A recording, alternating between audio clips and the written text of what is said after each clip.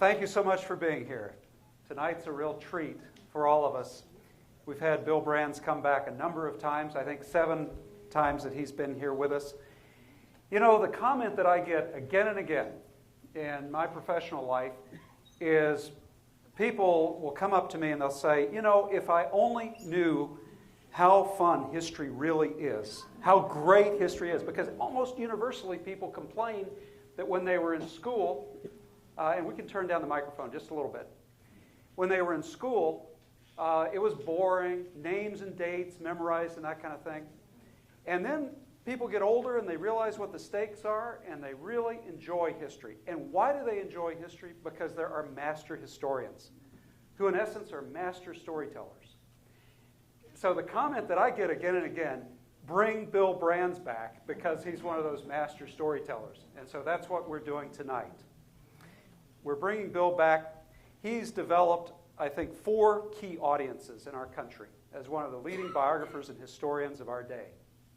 He's developed an audience, of course, with pupils. Every one of these is going to start with a P. You'll see my theme here. He's developed an audience with pupils, students. He teaches at the University of Texas, Austin. He's a very sought-out professor, a professor in demand because of the way he teaches history and makes history come alive. We talk a lot about his teaching. His students are very fortunate. He also has developed an audience with the public, and he's done that by writing a number of books.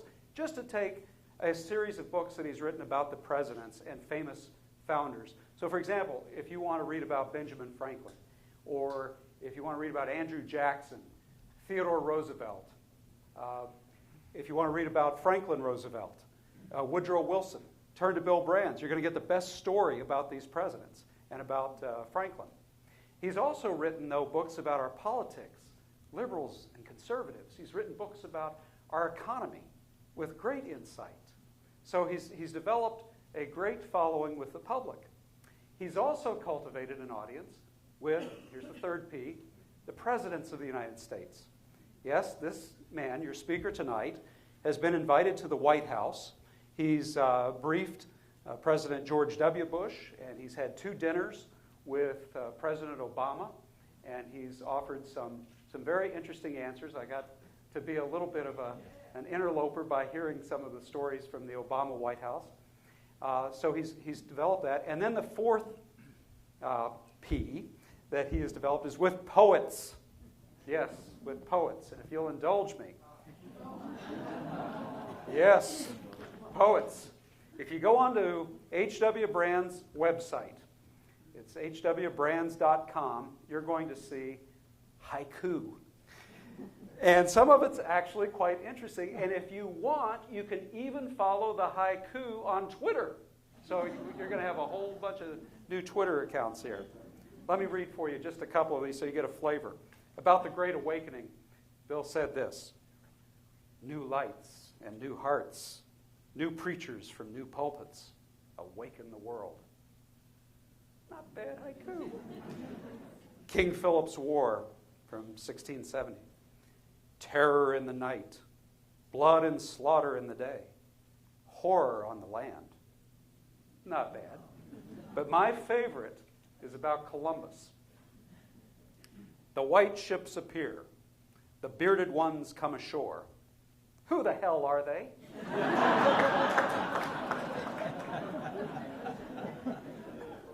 You know, Bill Brands is a Pulitzer Prize finalist for 2 of his books. I think we ought to nominate him for his haiku for Pulitzer Prize poetry. But let me try in my own clumsy way a little haiku for you, Bill. Our bard journeys back to regale us with stories too long forgotten. Ladies and gentlemen, please join me in welcoming H.W. Brands.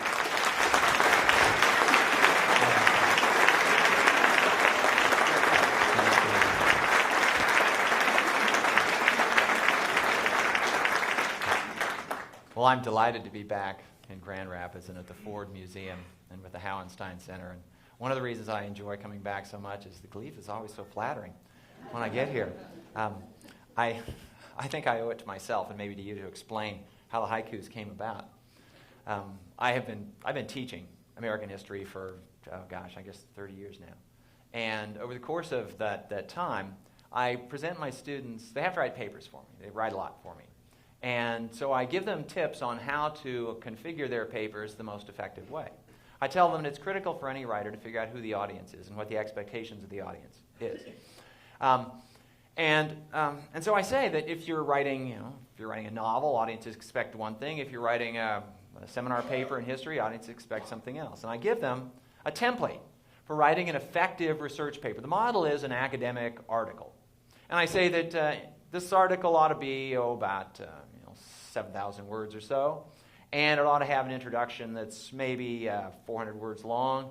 And you ought to break it up into a certain number of sections so make it easier to digest. And so you can organize your thoughts more effectively.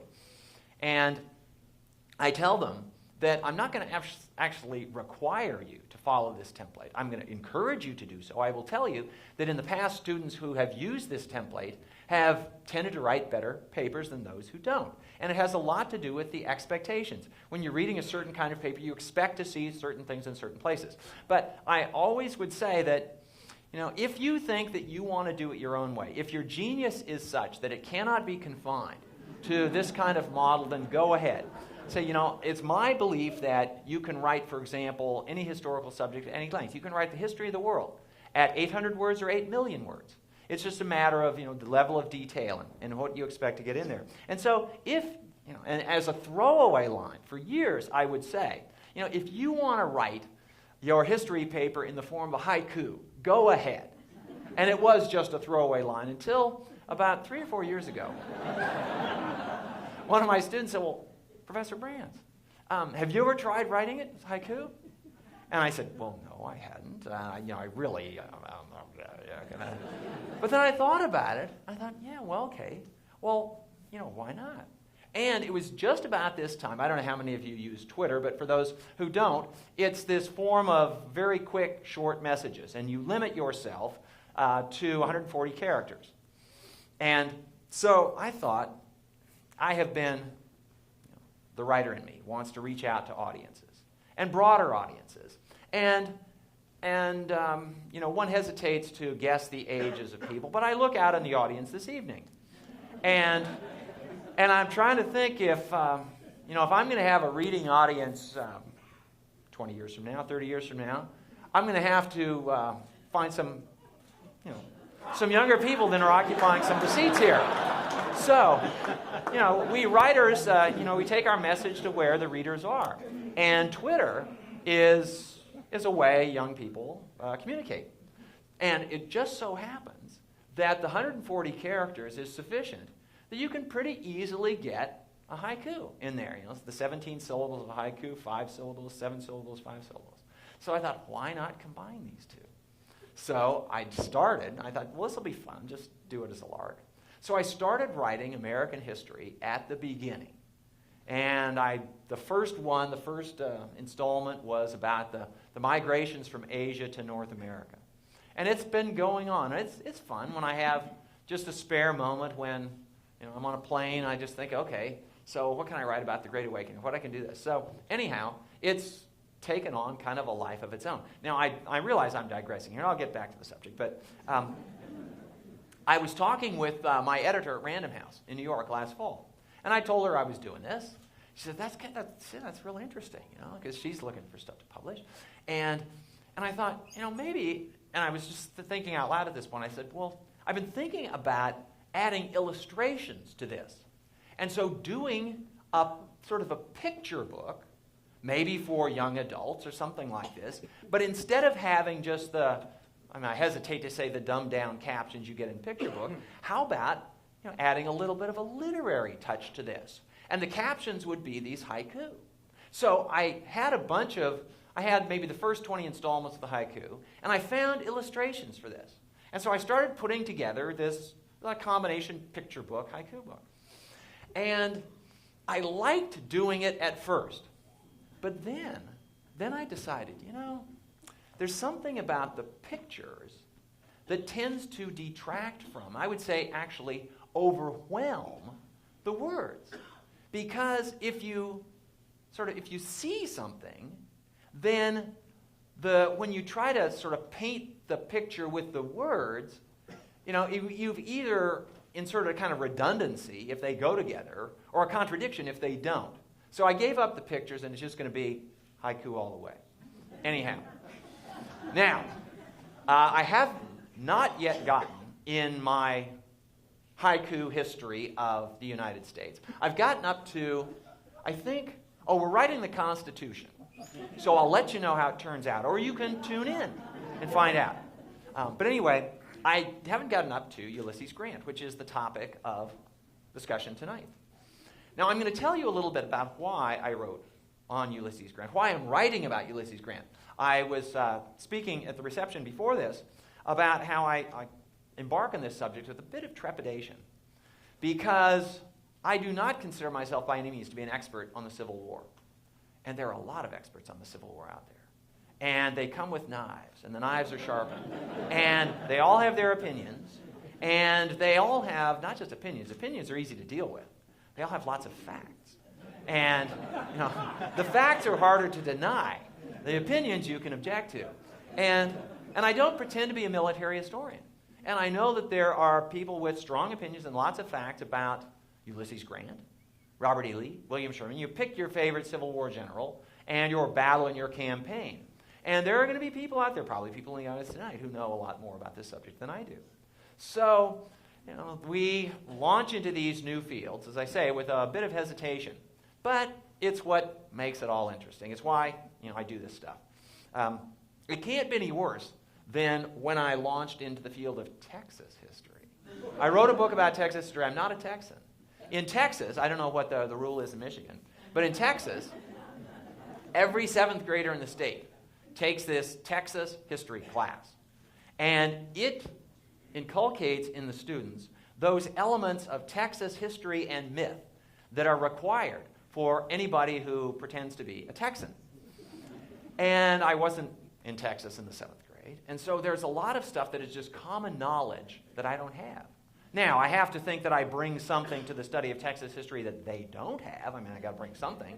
And I bring the perspective of an outsider, which often I think, and, the fact that the most trenchant commentary on American democracy was written by Alexis de Tocqueville, a Frenchman, a foreigner. Very often the foreign eyes, the outsider's eyes, give you a perspective that the insiders don't have. But nonetheless, when I write about the Battle of the Alamo, I would call it a cottage industry. It's a mansion industry in Texas. There are people who know everything about the Battle of the Alamo, including, there are a lot of 7th graders who know more about the Battle of the Alamo than I do. And so I would be, talking to audiences, and they would ask me things, and I'd try to, I didn't know what they were talking about, and I would, try to retreat. And, in fact, there was one time when I was giving a lecture to 7th graders. How hard can it be to lecture to 7th graders? Okay, and so the teachers who brought the 7th graders in said, well, would it be okay if they asked questions? Of course, I'm a teacher. This is what we do. We answer questions. I didn't realize that she had made the assignment to be a version of Stump the Chump, where you got to come up with a question that the professor can't answer. So, but I figured, they're 7th graders. What do they know? So I gave my 20-minute talk, and I'll be happy to take your questions. First question, Professor Brands. Now, one of the charming things about 7th graders is their utter lack of perspective, on what's important and what's not. When you've been in the business for a while, as a historian, I have an idea that there's certain things that are important, big issues, big questions, and other things that might be interesting, but they're historical trivia. But with 7th graders, there is none of that kind of perspective. And if you know this and you don't know that, well, you're an idiot, So anyhow, first question, Professor Brands, what was Sam Houston's middle name? What are you going to do? All right, well, I'll tell you what you do. You think fast. You put on your professor's face. Okay, now how can I do this? Now, those of us who are in the teaching business, we have what we like to think of as these teaching moments. When you've got your students' attention. Oh, I had their attention. They were waiting to see what I was going to say. They thought they had me. No, I wasn't going to retreat. I was going to say, well, This is a very interesting question. First of all, I had no idea what Sam Houston's middle name. I was pretty sure that Sam Houston did not have a middle name. But those of you who are versed in philosophy know it's kind of hard to prove a negative. You know, there's nothing that says Sam Houston never wrote an affidavit and signed it says I have no middle name. You know, so I would have to infer this from something else. But I didn't want to do that. I realized that would be considered, you know, sort of a weasel answer and utterly unsatisfactory. So I thought fast.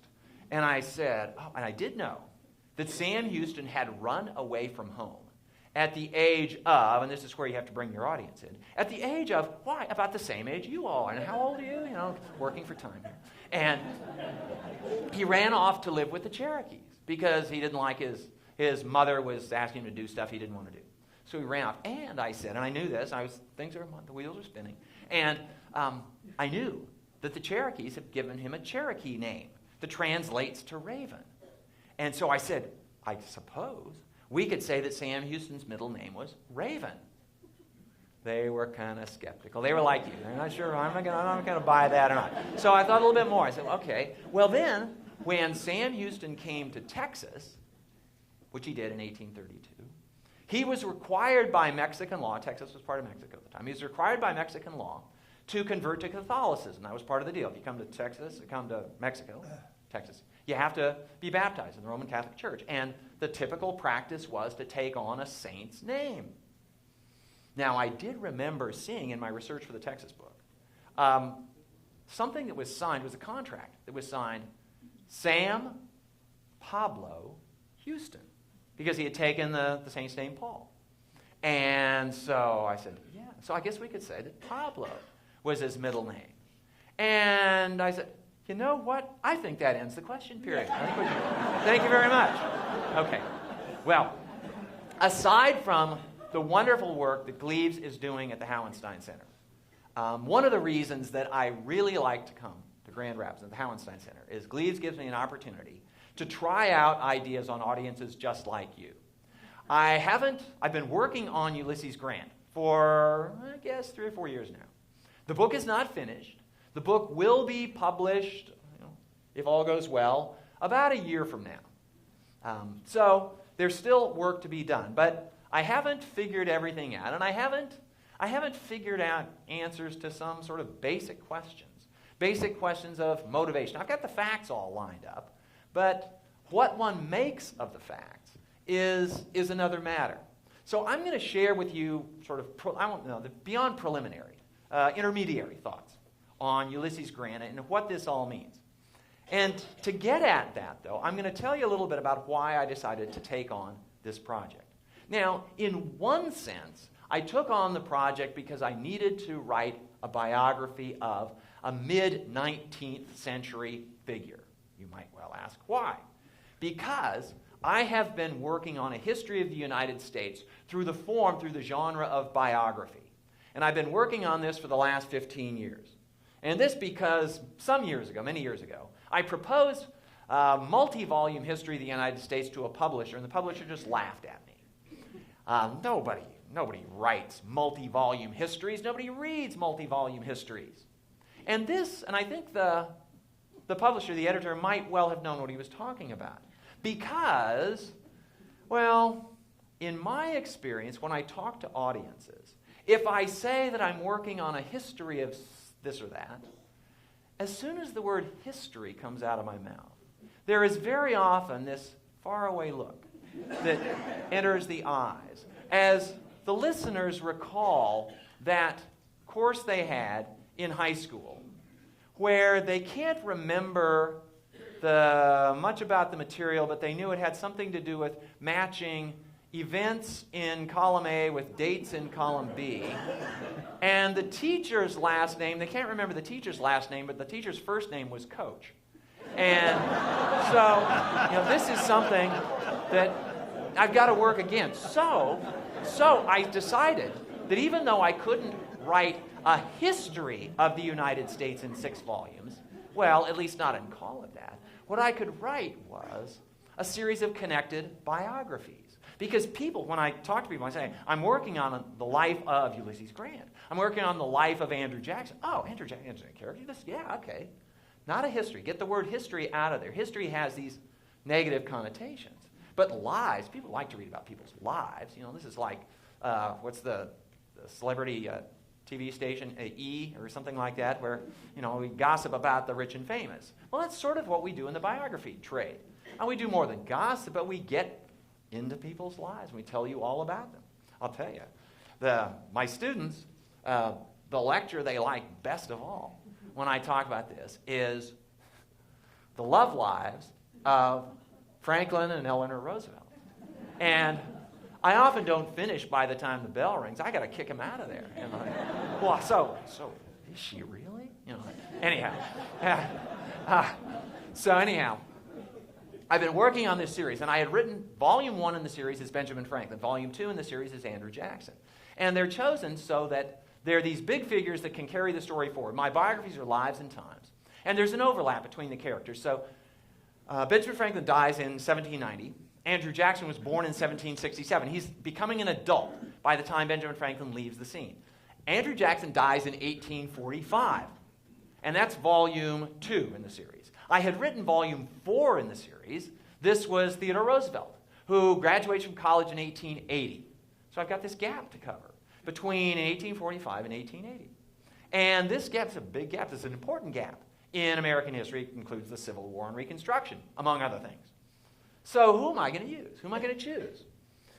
Well, I suppose one could choose Abraham Lincoln, who would be an obvious one. But while I was thinking about this was, you may or may not be aware, you probably remember, maybe you don't, that 2009 was the bicentennial of Abraham Lincoln's birth. And every third historian and biographer in the United States had a Lincoln book that came out. So the market was rather crowded.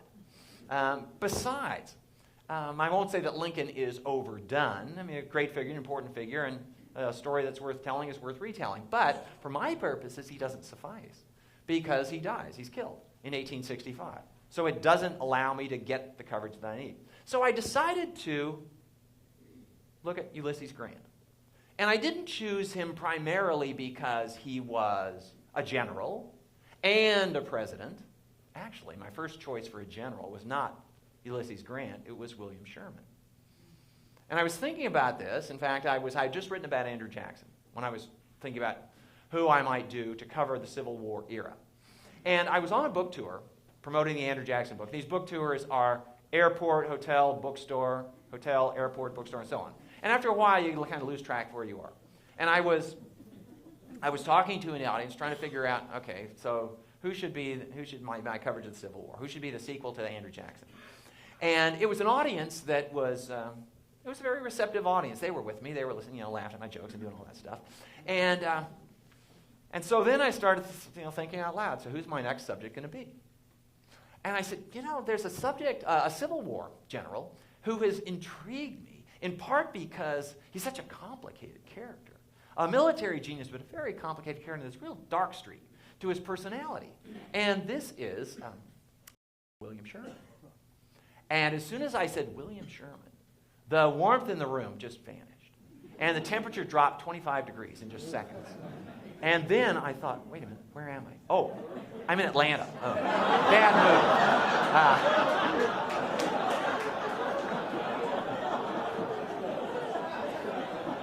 mood. Well, I realized I was going to have a hard time selling books on William Sherman in the South. So I gave up Sherman and decided to focus on Grant. And I decided to look at Grant for a couple of reasons. And one of the reasons is related to my teaching. As a basic premise, I consider my writing to be an extension of my teaching. My readers are my classroom kind of writ large. And very often, the ideas that come out in my books are ideas that I've been trying on my students for a while. And the longer I teach, the more I have concluded that the fundamental questions of history are very few, but very basic. And one of the most basic questions, and this is a question I ask of my students every semester. In fact, one of the things I do at the very beginning of the semester, I tell them, this is going to be one of, or the, question on the final. So be prepared to answer it. And the question is, why is there war? War is probably the most common, except for sex maybe, it is the most ubiquitous human activity. There is no society that anybody's encountered that hasn't engaged in war in one form or another. Big societies have big wars, small societies sometimes have small wars. But everybody does it. And the question is, why? And from the perspective of American history, I pose to my students the question in this form. I say, why is it, how is it, that a peace-loving people, namely us, Americans, and I believe that Americans are sincerely desirous of peace. How is it that a peace-loving people has, over the course of the last 200 years, gone to war more often than any other country in the world? What's going on here? And I pose the question to my students. For my undergraduates are typically, the average age is about 20 or 21. And I look around the room, and at first I point my finger at young men like you, and I look at the young men in the audience, and I say, historically, you 20, 21-year-olds, are the soldiers of history. The average age of soldiers in history is probably about your age, maybe even a little bit younger. It's young men who go off to fight. And every generation this happens, and it goes back as far as we can tell in history. Why is this so? Why does this happen? And briefly, the young women in my classes, they get to feel they're off the hook, but not for long, because then I look at them and I say, why do you encourage them to go off to war? Because if you didn't get that bright look in your eye when they put on the uniform, if they didn't think that being a hero in war would allow them to come home and impress you, if you told them, I don't like soldiers, they wouldn't go off to war. So you're as complicit in this as they are. So my question again is, why? And I put it to them, why do you do it? Why, historically, do you, people of your age and generation, do what people of my age and generation tell you to do? It's people of my age who we make the decisions. Our country is going to go to war. But we don't go off and fight ourselves. We tell you to go off and fight. So what's going on here? Is it that people of my age are really good at pulling the wool over your eyes and getting you to do our dirty work? Is that it? Is it that we hold out the prospect that you can be a hero, you can be famous, you can be really cool, and that you find that attractive? Is it somehow a test of your manhood? What's going on here? Now, I tell the students that there is no one answer to this question.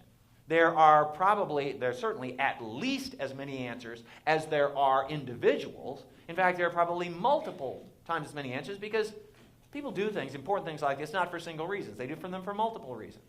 And so, my students work on this. In one of my classes, I have them actually pick a war. Pick a war, explain how the war came about. Explain why the decision was made by the government to go to war. Explain why people enlisted in the army after the decision was made. Anyhow, this is the question that I've been thinking about. And the answers fall in a variety of categories, but I sort of use dichotomies to get at this. And one dichotomy is, and I ask them this, is war when things go wrong? Is war what happens when diplomacy breaks down?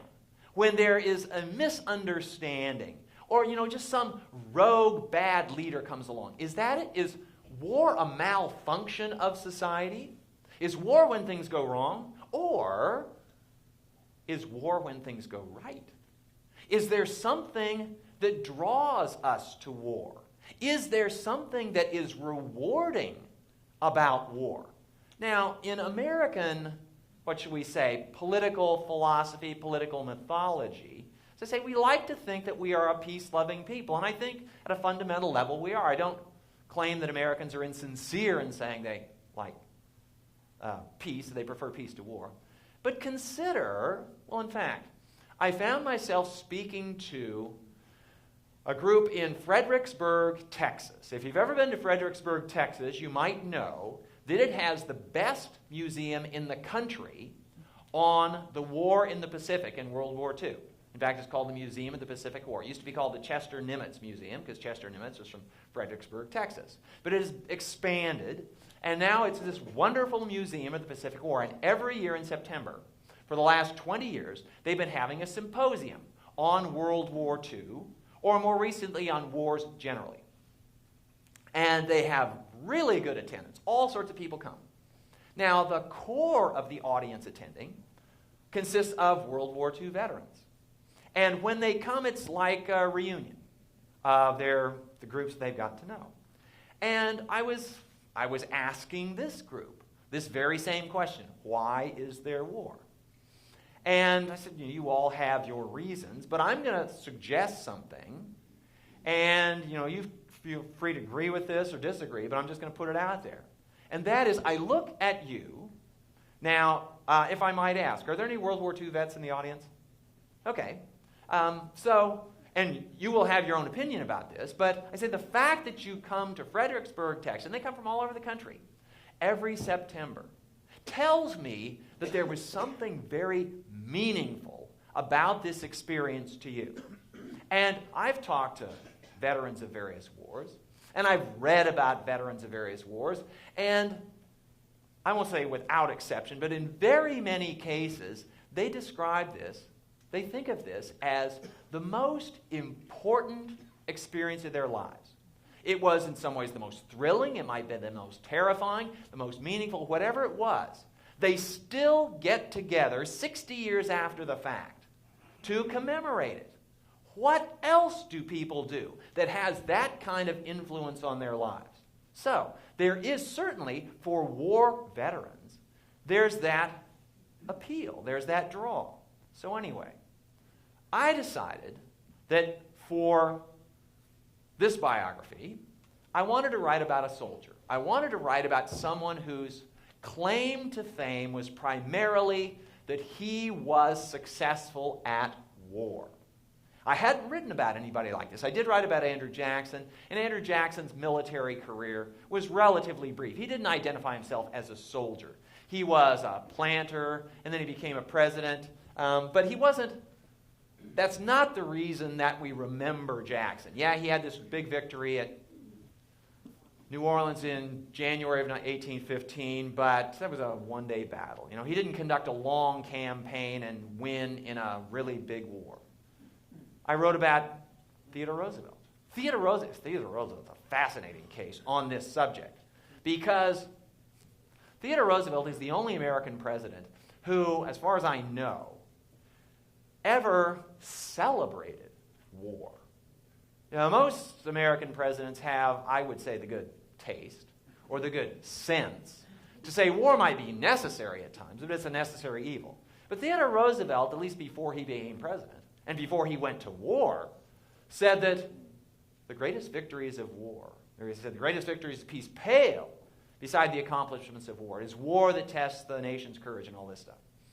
And Theodore Roosevelt was somebody who really had to test himself. And Theodore Roosevelt, after he became president of the United States, still preferred to be called, and of course, as you probably know, once you're president of the United States, you, in most cases, are generally addressed as President Carter, President Clinton, as long as you live. But Roosevelt much preferred to be called Colonel Roosevelt. And he spoke about, and some of you may know, I don't know what this literary allusion is, I should know, but he always referred to his crowded hour. And any of you know what that allusion comes from? Some work of literature. Would you know which one it is? Very good, thank you. Thank you, Glees. See, Glees, Whitney, and the Hauenstein Center are the source of knowledge on all things presidential. I will refer you to Glees, yes. Okay. So, Theodore Roosevelt, the curious thing is Theodore Roosevelt's crowded hour lasted about an hour. The center of his military career was the charge up Kettle Hill on San Juan Heights in the Spanish-American War, and the battle lasted about an hour. He did perform gallantly, no question about that. And there were the casualty rate in his unit was quite high. And he survived, and he knew that he had the courage to do it. And that was enough. Okay, done that. Now let's go back and get elected governor of New York. Okay, but I wanted to focus on somebody who had been involved in a serious way with a really big war. And a war that brought out, well, the best and the worst, I guess, in American history. So, and I also needed a character who could carry the story forward through Reconstruction. So I came upon Ulysses Grant. And I decided to write about Ulysses Grant. And now I will share with you a moment that was, at the time, it wasn't particularly amusing. In retrospect, it sounds a little bit amusing. Lots of people have written about Ulysses Grant. So an obvious question for a book review editor, for example, or publisher is, so Brand, you got anything new on Ulysses Grant? Well, it so happened that I was having dinner about 3 months ago with Sam Tannenhouse. Sam Tannenhouse is the editor of the New York Times Book Review. And although it's not as bad as it used to be, it still remains probably the most important book review in the country. And if you can get a favorable front page review on the New York Times Book Review, then this is a real good deal. So I was sitting down next to Sam Tannenhouse at dinner. And he had come to Austin to talk about something or other, so we had dinner. And a friend of mine, a mutual friend, got us there. And so part of the idea was that I was going to be able to talk up my Ulysses Grant book. As it so happened, though, about 3 days earlier, I'd come down with a cold. And I had a heavy teaching schedule during those 3 days. So I had to lecture through this cold that was coming on. My throat was getting tighter. But I was going okay, and I had given my lecture that ended 15 minutes before we got together for dinner on another part of the UT campus. I got to dinner, and my voice utterly gave out. I couldn't even croak a syllable. So, here I am, with a chance to promote my book to the most influential book review editor in the country. And Tannenhouse turns to me and he says, so, here you're working on Ulysses Grant.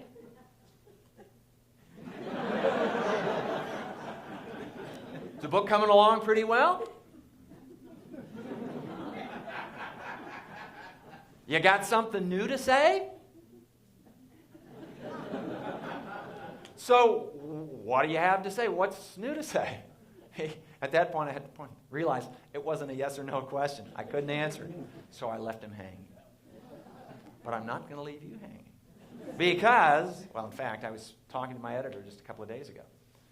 And I will tell you, I'll tell you what shall I say? The politic description of what's new, what the book review editor needs to hear. And then I'll tell you the real answer to the question, what's new. The strategic answer is, well, in the first place, I believe that Grant's reputation as president has been cast in obscurity and criticism for far too long. Grant is generally perceived by the public at large, and even by historians of the presidency, to be one of the least effective presidents in American history, and to have had an administration that was peculiarly afflicted by graft and corruption. Now, one of the things I'm going to do is to explain how the last 100 years of scholarship and writing on Ulysses Grant is quite wrong. That Grant was a far better president than he has been given credit for being. And this will be in part based on reinterpretation of existing evidence, but also access to new information. It is my good fortune to be the first biographer to come along since the completion of a wonderful series of published volumes of Grant's correspondence and other writings. Now, this collection has been in the works for 25 or 30 years, and the later volumes deal with his presidency. The earlier volumes focused on the war years.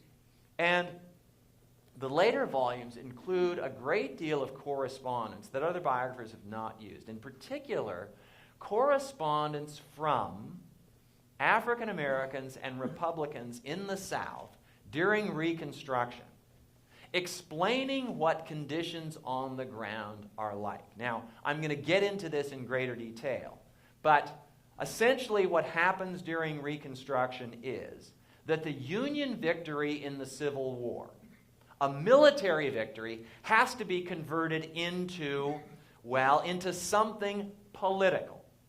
Because at some point, in this case in April 1865 at Appomattox, the war ends and politics resumes.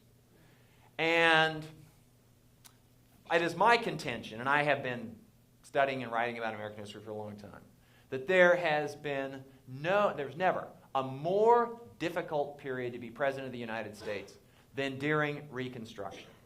It was a personal tragedy and a familial tragedy for Abraham Lincoln to die, to be killed, in April of 1865, right at the end of the Civil War. But from the standpoint of his historical reputation, it was a great career move. Because the war was easy compared to what came after the war. And the reason for this is, during war, you get to use instruments of coercion. If people don't agree with you, if South Carolina wants to be independent, and you don't think South Carolina should be independent, if South Carolina refuses to enforce federal laws, you send in the army. And it's painful, it's bloody, but it's simple, it's straightforward, and the conclusion on the battlefield can be quite clear-cut. We win, you lose. But when the war ends, then these questions shift from the arena of the military to the arena of politics. And politics is a lot more complicated. It's a lot harder than war. If Lincoln had lived into the period of Reconstruction, I firmly believe that his reputation would have declined dramatically. Because once the South is readmitted to the Union, and it would be eventually, of course, Lincoln had taken the position the South had never left the Union, but something weird had happened, and so the South had to be reconstructed. But everybody knew that the end result would be that South Carolina, Georgia, Alabama, Mississippi, all the states of the Confederacy would eventually regain control over their own affairs. The North, the Union Army, would not occupy the South forever. In fact, it turns out it wouldn't occupy the South for more than about half a decade. The American North would simply, we're not going to occupy the South. They wouldn't stand for it. And the South wouldn't stand for it either. And in a democracy, whether you like what the people choose or not, in a democracy, if they make a decision, if a majority of people votes this way, that's what they're going to get. Now, it's made more complicated by the fact that there is this Constitution, and our Constitution is based on the principle of majority rule, but minority rights. That's why we have a Bill of Rights. That's why there are various amendments that say what the government can and cannot do. So, for example, the 13th Amendment says there will be no slavery, despite the fact that slavery was a popular institution in the South. And in every southern state, it was voted by a majority of the people. It happened to be a white majority, but nonetheless, if you had gone simply on majority rule, slavery would have continued. That's why it had to be ended with a constitutional amendment. The 14th Amendment said that rights cannot be, basically says who can be a citizen, but it also says that your rights cannot be abridged without due process of the law. It basically says what you can't do. And the 15th Amendment says that the right to vote cannot be abridged on account of race, color, or condition of previous servitude. Okay? And there again, it's what the states cannot do. But it's one thing to pass a law, even an amendment to the Constitution. It's another matter to try to enforce that. And what do you do? What do you do in a democracy when you have an unpopular law? Well, I can tell you that the 14th and 15th Amendments were quite unpopular in the South. And Grant found himself on the receiving end of these pleas from not just black in South Carolina and the rest of the South, but in many cases white Republicans as well. The Republicans were branded I mean, they're often called black Republicans, even if they weren't black, but they were the ones. They were considered to be the party that had imposed Northern rule on the South. And so in the period after the Civil War, sometimes in the most egregious form of the Ku Klux Klan, where there was overt violence, threats, intimidation, murder, and all this stuff against freedmen and Republicans. Sometimes it was slightly more subtle than that, but there was this full-scale agenda to drive those folks out of politics so that the old elites, the slave owners, former slave owners and their allies, could regain control of politics. And the term that was used, certainly by Southerners, and it was adopted eventually even by historians in the North, the term for the recapture of control of Southern state politics by the white locals from the Northern Reconstructionists, the term was redemption. And the individuals who did it were called the redeemers. Well, if you start labeling things that way, you can tell which side you're on here. Anyhow, Grant, and this is one of the fundamental points I make in the book, was that Ulysses Grant was the only president between Abraham Lincoln and Lyndon Johnson, the only president in that 100-year period who took civil rights at all seriously. And otherwise, presidents simply ignored civil rights, or in the case of Woodrow Wilson, were kind of retrograde on civil rights and imposed segregation. Wilson imposed segregation on the federal workforce. So, the thing that's going to make my Grant book different is, at least in the answer to Sam Tannenhouse, I've been able to give the answer, was new information and this reassessment of Grant and his role as an American president. But that's not, the real answer to the question is an answer that is going to sound highly immodest. But I'll tell you what it is. The real answer is that I'm going to write a better biography of Grant than anybody else has written.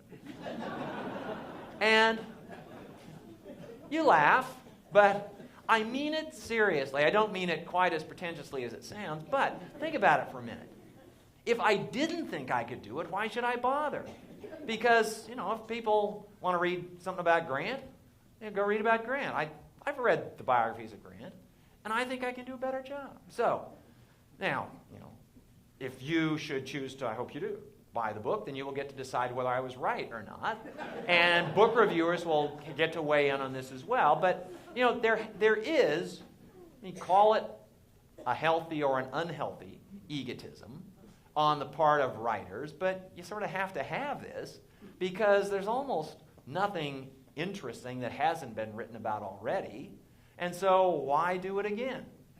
Now, actually, this question of writing about it already comes up with my graduate students, who are, most of them are writing dissertations. And the model of a dissertation, those of you who've been in graduate school, the model of the dissertation is to write thoroughly, comprehensively, exhaustively on some aspect of whatever your subject is that hasn't been so thoroughly covered before.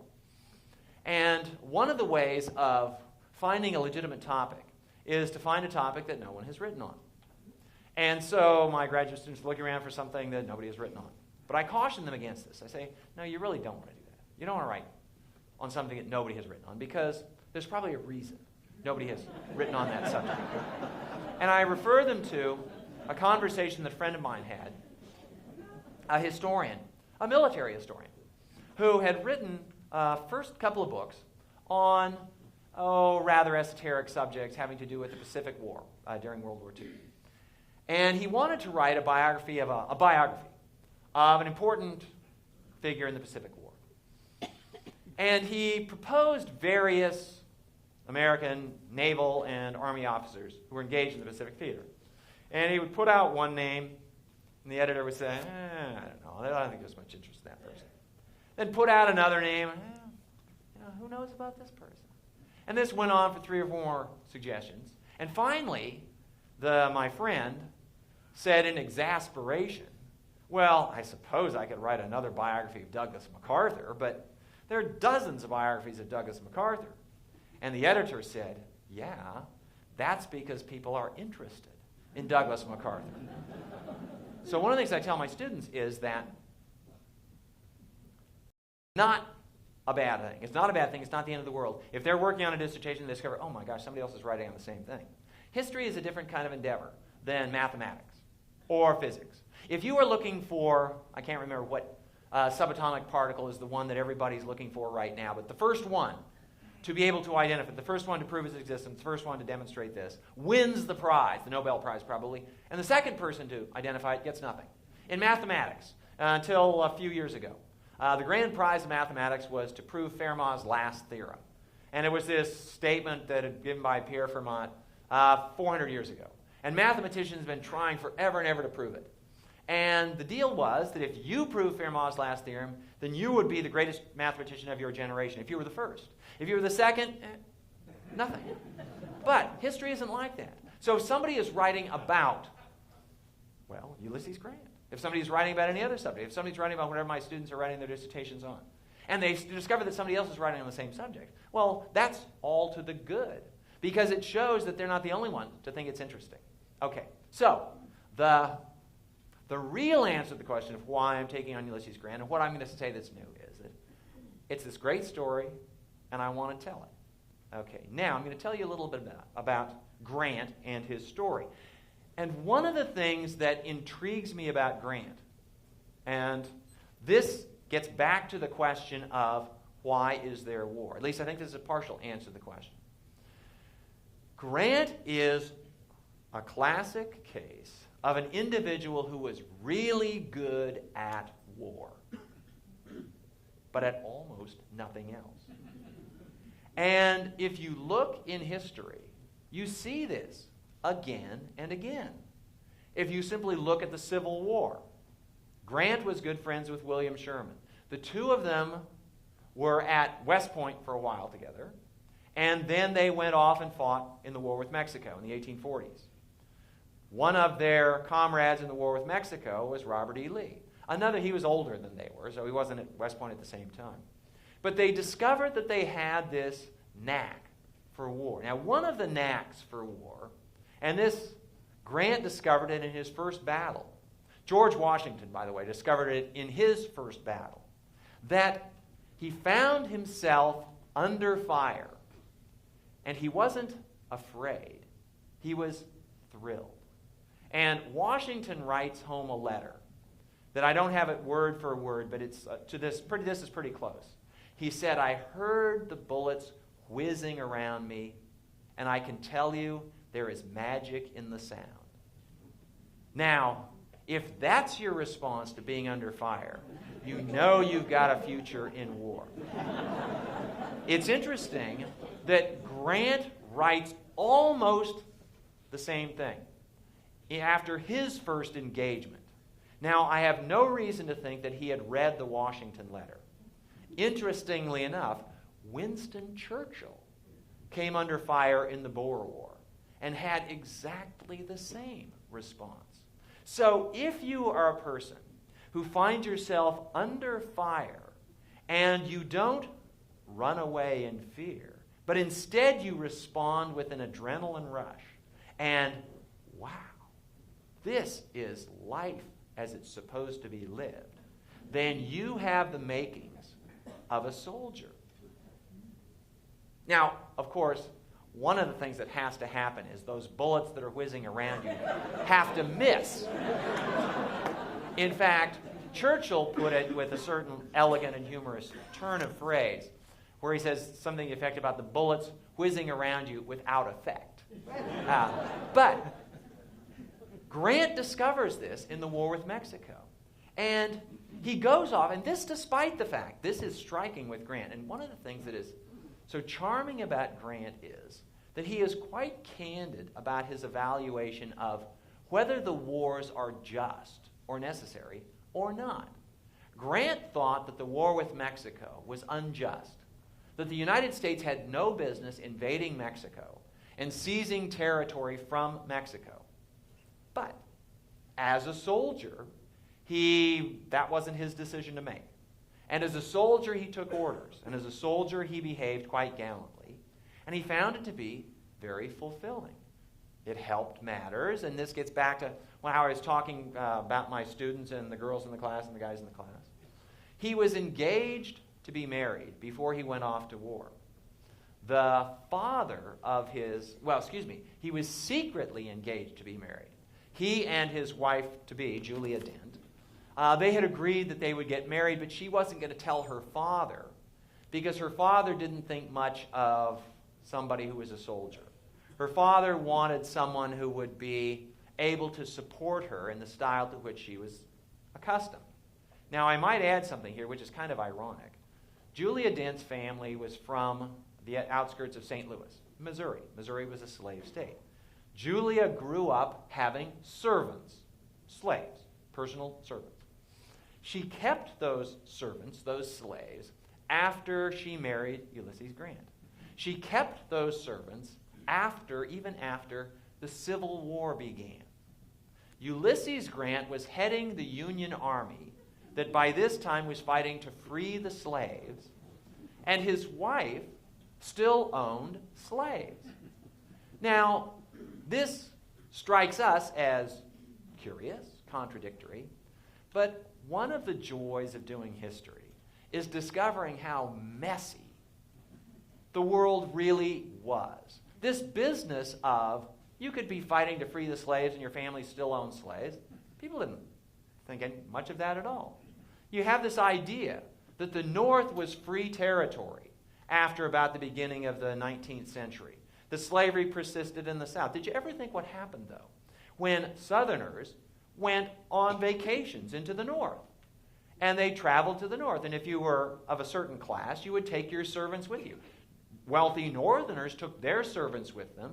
Wealthy Southerners took their servants. At any given time in New York City, as late as the 1850s, there were lots of slaves around.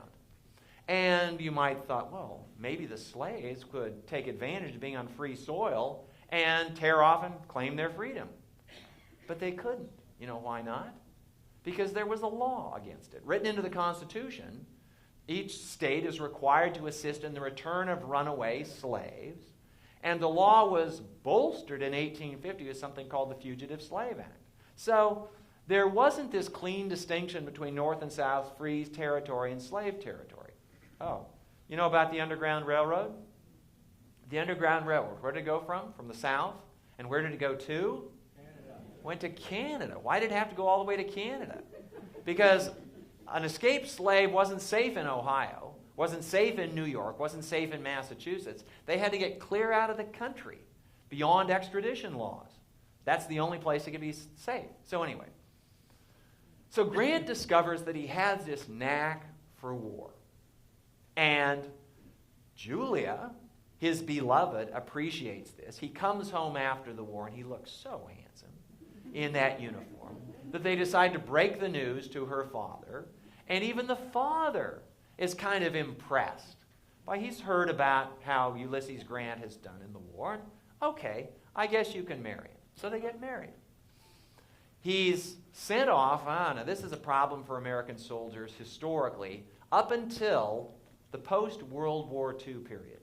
The United States did pride itself on not having a standing army. That is, no peacetime army. The United States operated on the Cincinnatus principle, where the country goes to war, we gather our ordinary citizens, and they go fight. We win the war ends, we send them home. The army disappears. Americans liked this idea. Why? Well, in the first place, it was cheaper. You don't have to support an army when you don't need it. And secondly, it eliminates, or it largely mitigates, the risk of a military takeover of the government. If there's no military, how are you going to take over the government? And Americans who knew their history knew about Rome and Caesar marching on Rome and doing all this stuff to take over the civil government. This is the principal reason why the separation of the civil government from the military government and the subordination of military leaders to the elected officials has become, even until now, it is part of the American political gospel. This is something that we stick to.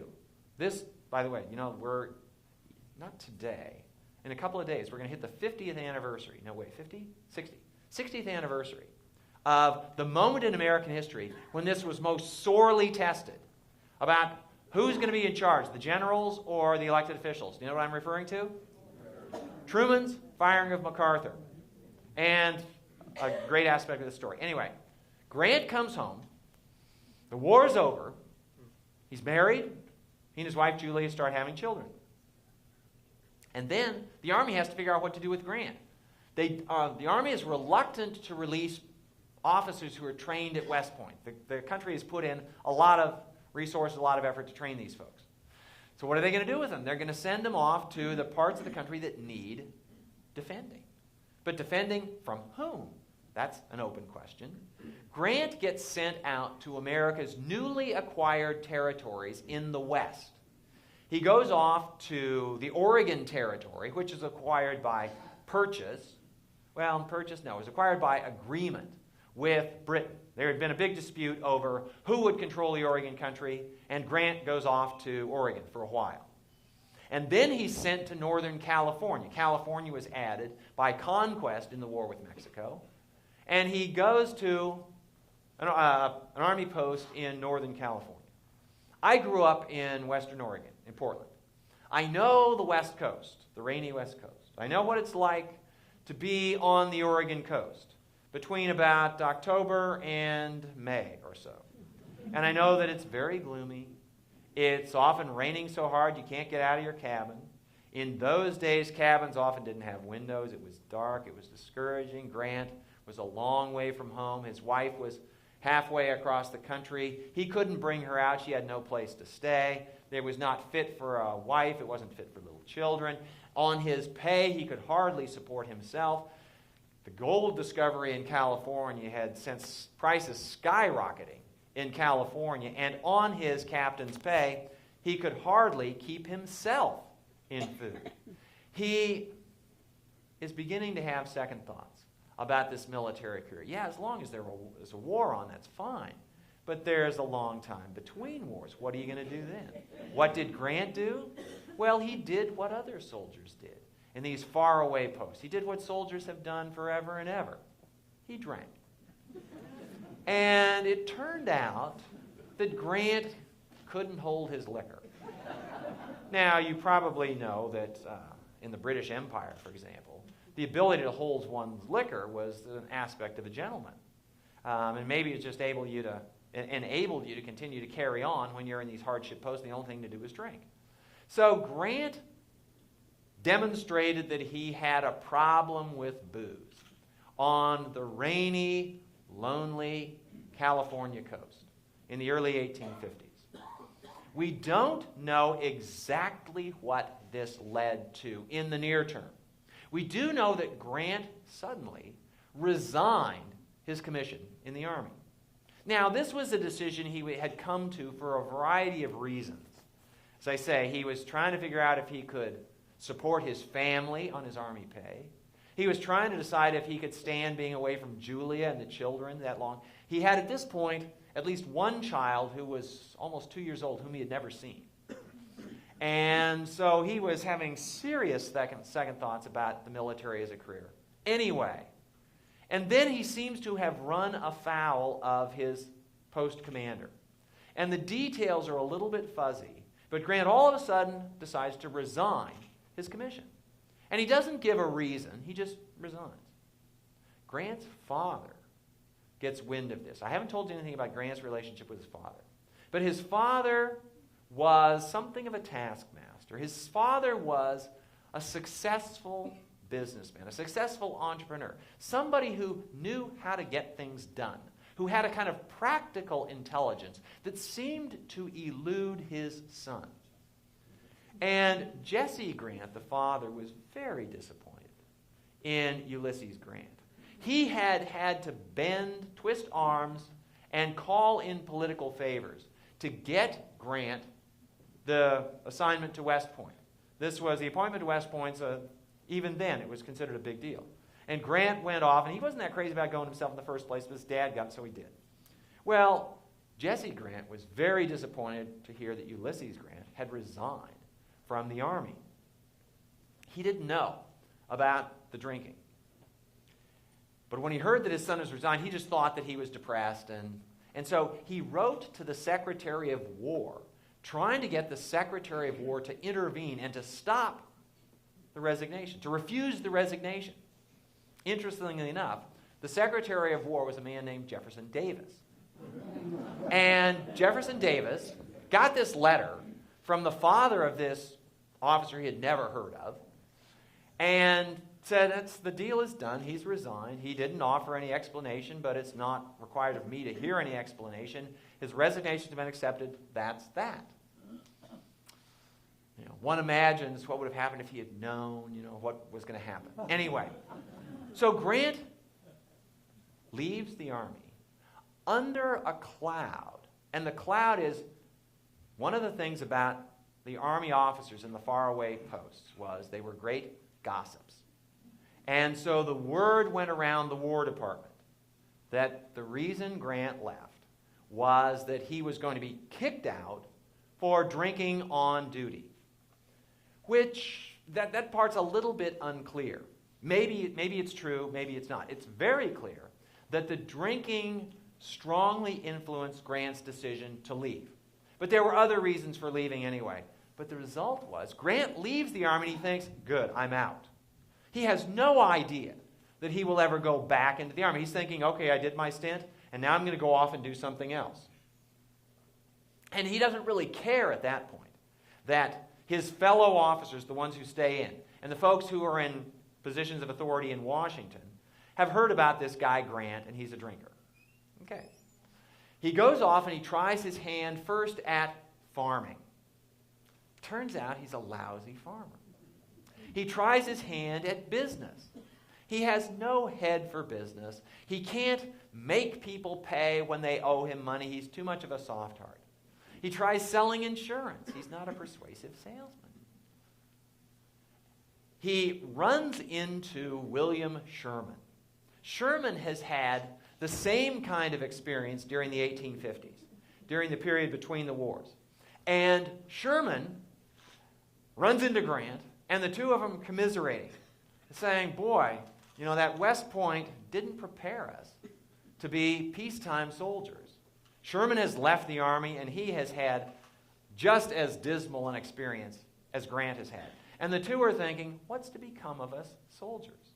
Grant is forced to what for him is the humiliating position of going to his father, who has been getting more and more critical of Grant. Can't you do anything right? He had to ask to borrow some money from his father.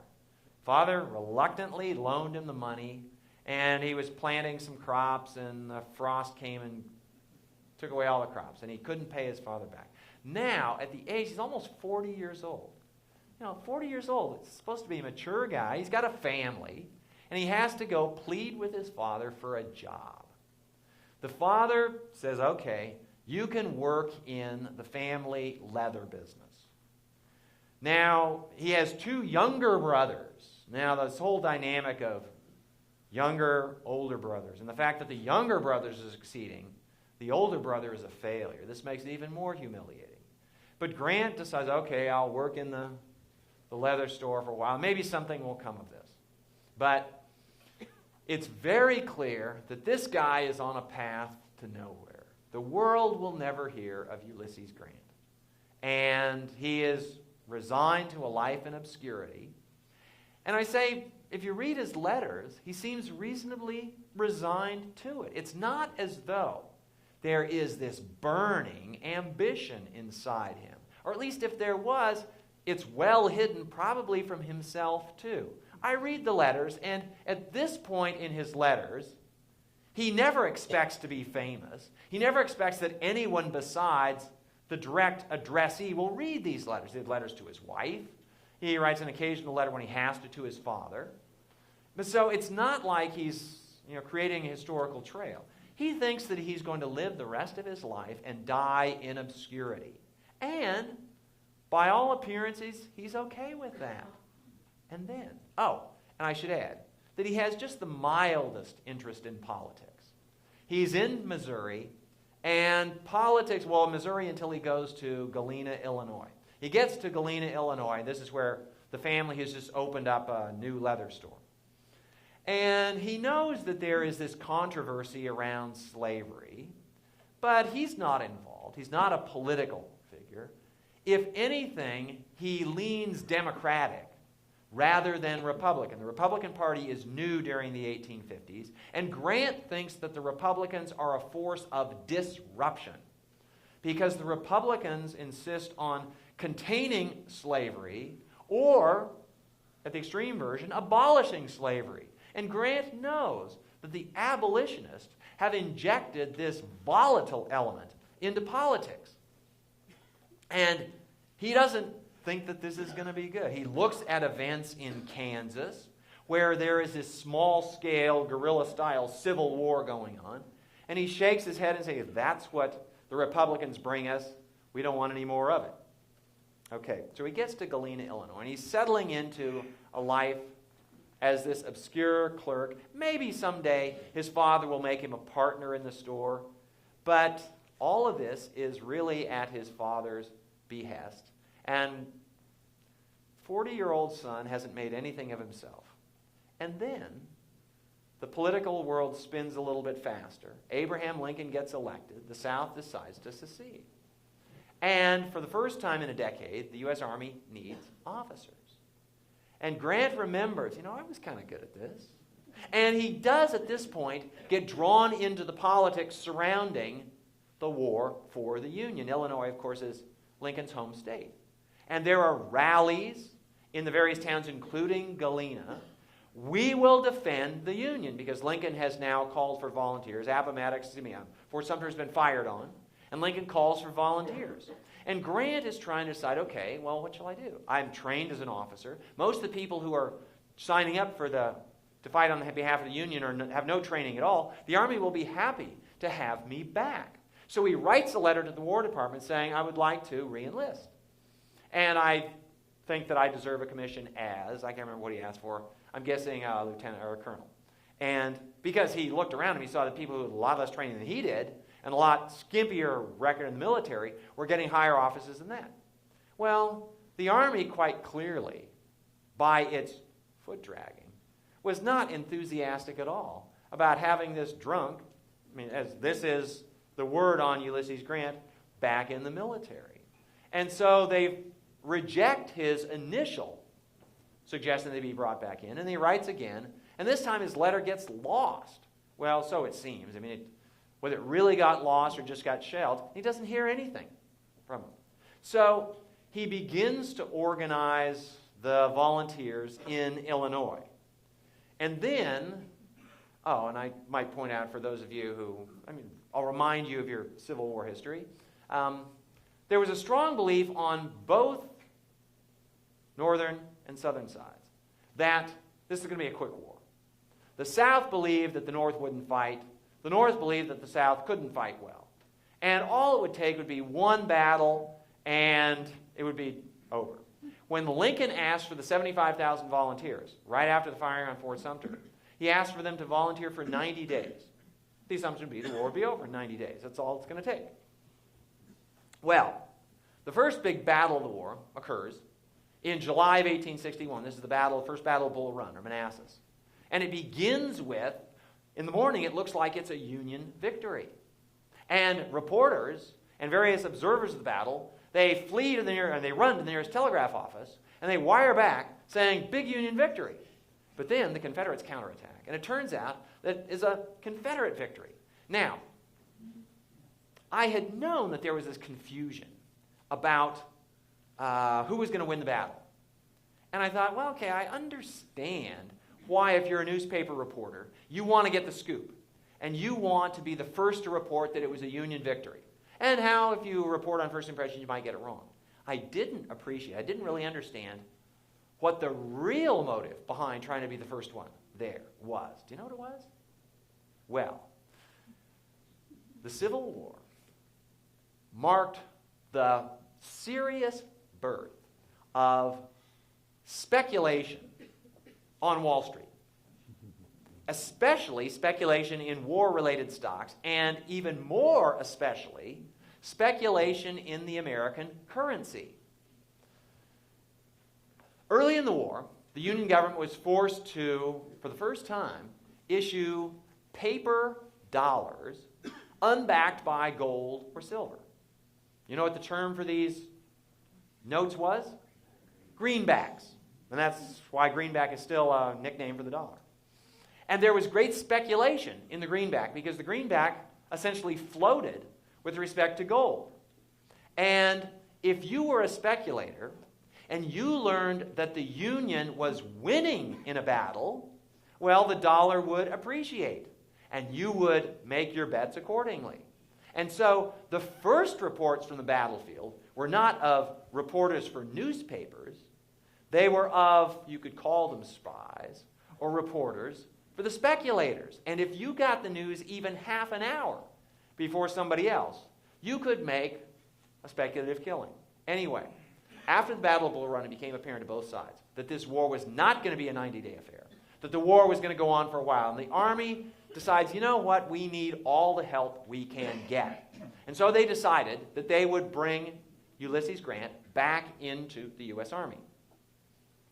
And Grant discovered that he had a gift for this military stuff. When he was in the Civil War, when he was in the war with Mexico, he was a senior officer. He simply took orders. He did discover that he wasn't afraid. He could get fired at, and he liked it. This was important. But he also discovered now, at the beginning of the Civil War, that he had, well, I'm going to go so far as to say, eventually he discovered he had a genius for war. And a genius here, I don't mean necessarily an IQ that's off the chart. A particular gift for the tasks that war requires. And I'm running a little bit out of time. Yeah, I'm running out of time. And I do want to get some questions from you, but I will just tell you my assessment of Grant as a general and why he was able to accomplish what he accomplished. And some of you might disagree, and then we can talk about it. But anyway, Grant had a knack for, first of all, for logistics.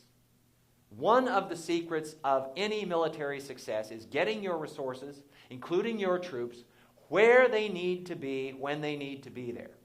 And Grant was very good at this, partly because during the war with Mexico, he was assigned to the quartermaster's division. He actually should have been in the cavalry. He was a brilliant horseman. But his grades were really low at West Point.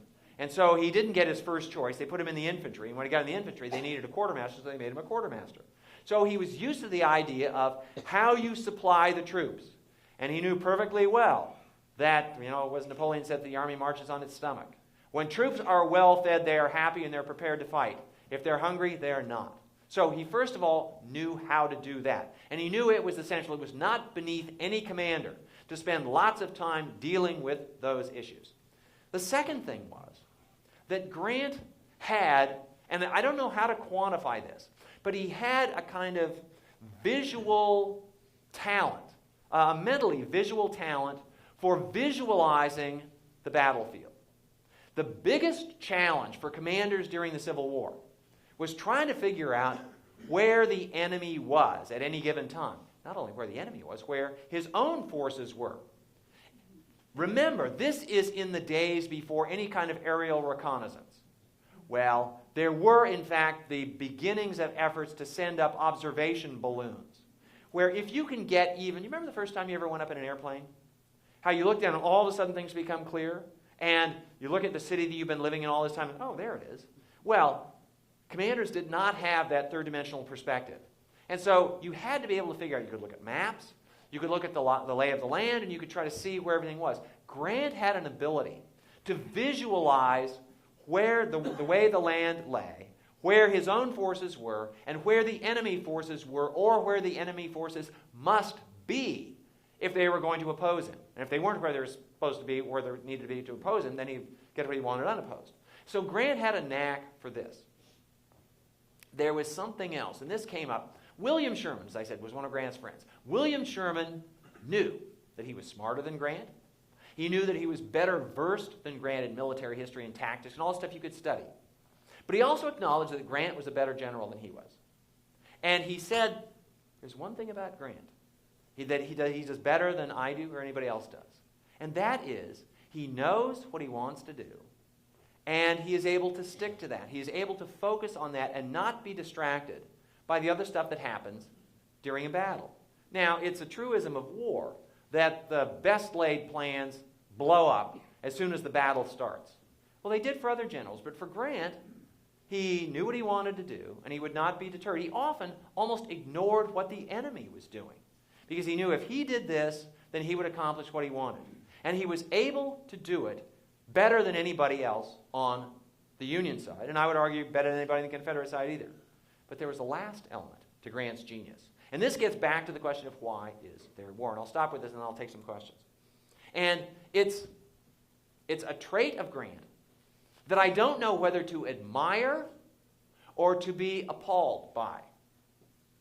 And it comes down to this. Grant figured out before anybody else on the Union side did, for that matter, probably anybody else on the Confederate side did, how the Union would win the war. He realized that the Union had more resources than the Confederacy did. And the Union would win by wearing down the South.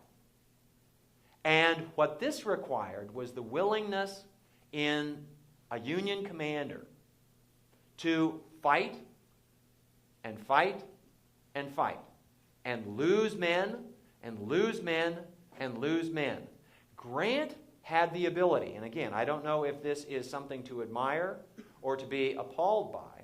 He had the ability, the willingness, to make a military decision knowing that this decision would lead to the deaths of thousands of his men.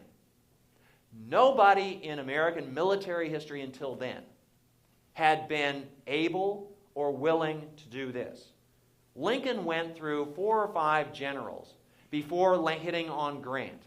And some of those generals, George McClellan, Meade, Hooker, McDowell, they could prepare for a battle. McClellan was great at preparing for battle, and his soldiers loved him. But at the critical moment, he couldn't pull the trigger.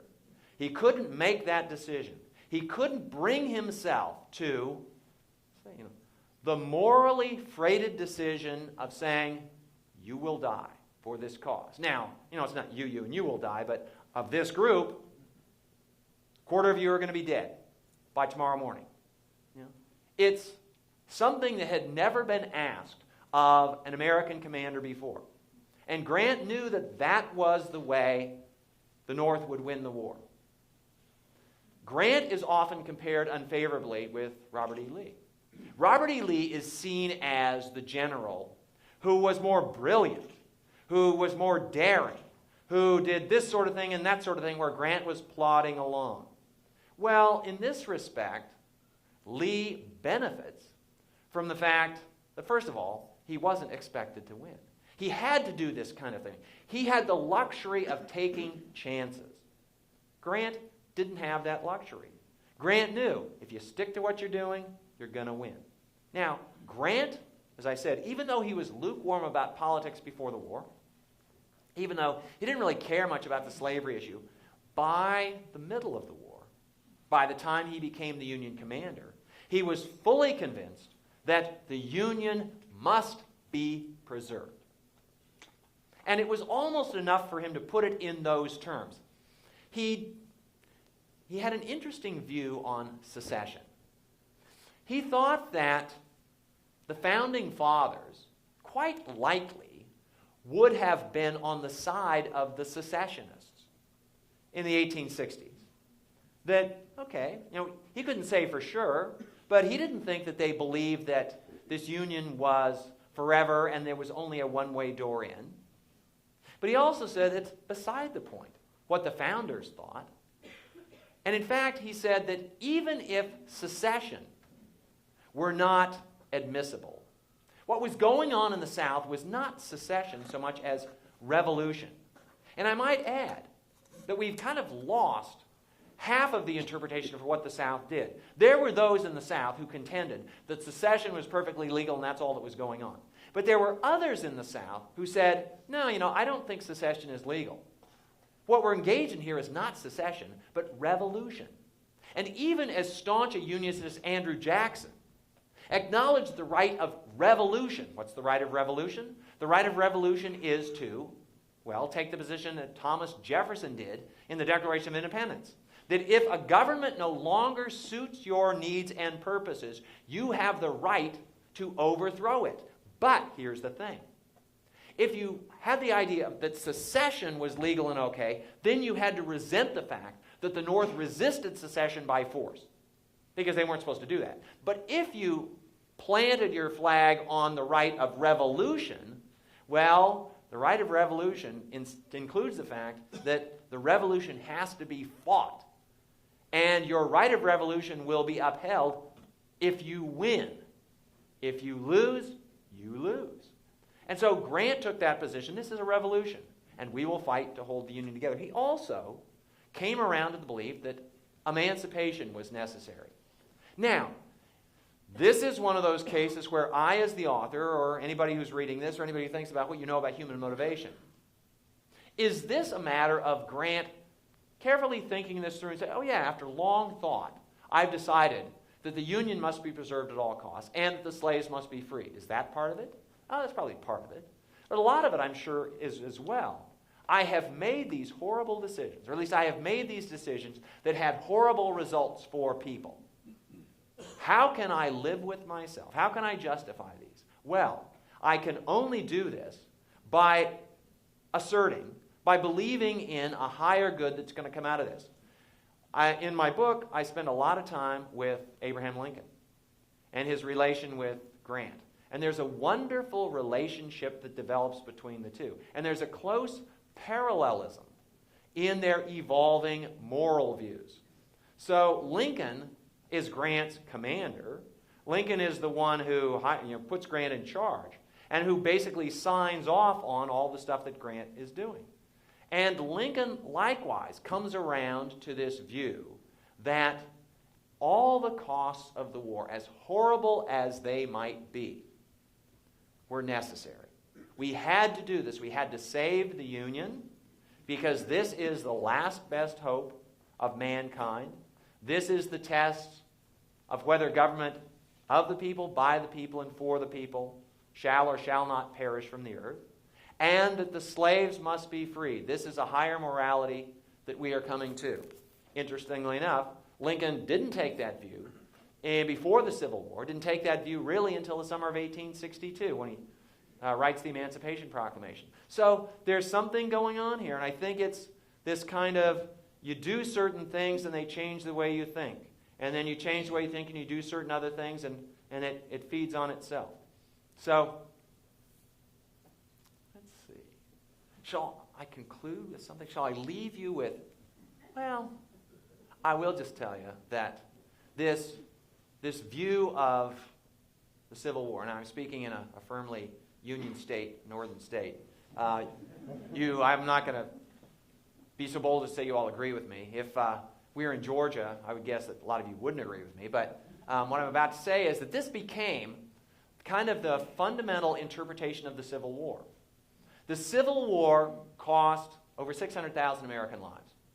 And in fact, I was just reading the Smithsonian magazine on the plane coming up here today. And there's an article by a historian, respected historian on the Civil War, who contends that the Civil War was necessary. It was inevitable. It had to happen.